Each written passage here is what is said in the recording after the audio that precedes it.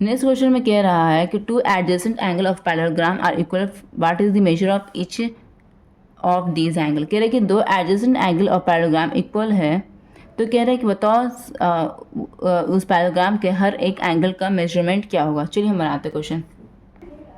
Question number यहाँ पर हम लोग 2 बना रहे हैं, ठीक है। तो क्वेश्चन नंबर 2 यहाँ पर हम लोग बना रहे हैं। तो यहाँ पे क्या कह रहे हैं कि एक पैरेललोग्राम कह रहे हैं, एक इस तरह का कोई पैरेललोग्राम कह रहे हैं यहाँ पर, ठीक है बच्चों, इस तरह कोई पैरेललोग्राम कह रहा है। तो यहाँ पे ये कह रहा है, यहाँ पे ये कह रहा है पैरेललोग्राम मैंने बना दिया। तो जैसे मान लिया इसको ए मान लिया, इसको बी मान लिया, इसको सी मान लिया, इसको डी मान लिया। कह रहे हैं यहाँ पे two adjacent angle of parallelogram are equal. Adjacent angle ये अगर मान लिया तो इसका एडजेसेंट एंगल क्या हो गया, ये हो गया।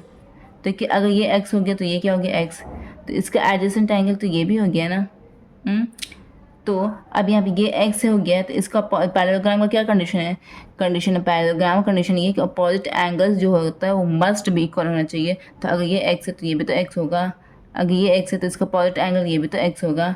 तो चलिए सब तो x बन गया। अब यहाँ पर अब क्या हमको पता है कि angle A plus angle B plus angle C plus angle D equal to क्या होता है 360 डिग्री, ठीक है। रीज़न यहाँ पे लिख दीजिएगा, sum of all angle of quadrilateral is 360 degree, ठीक है।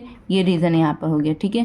तो अब बच्चों यहाँ पे क्या करते हैं, तो यहाँ पर A क्या माना था मैंने x, B क्या निकल गया मेरा x, C भी निकला मेरा x, D भी मेरा निकला x is equal to 360 degree.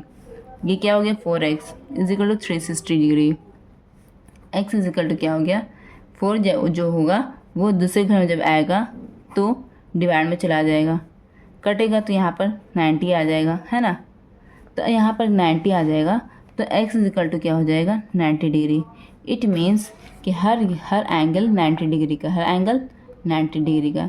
तो जब सब एंगल 90 डिग्री का यहाँ पर है और एडजेसेंट एंगल भी इक्वल है, इट मीन्स क्या होगा, ये या तो ये स्क्वायर होगा या तो ये क्या होगा रेक्टेंगल होगा। वो डिपेंड करेगा कि अगर इसका डायगोनल अगर 90 डिग्री पर कट करेगा तो स्क्वायर हो जाएगा, अगर डायगोनल 90 डिग्री पर नहीं कट करेगा तो रेक्टेंगल होगा, ठीक है। तो ये आपका आंसर हो गया, ठीक है, ठीक है। तो यहाँ पर लिख दीजिए कि ईच एंगल मेजर 90 डिग्री, ठीक है। इससे लिख सकते हैं angle A is equal to angle B is equal to angle C is equal to angle D is equal to 90 degree. ये आपका आंसर आ गया, ठीक है। नेक्स्ट क्वेश्चन की तरफ बढ़ते हैं हम।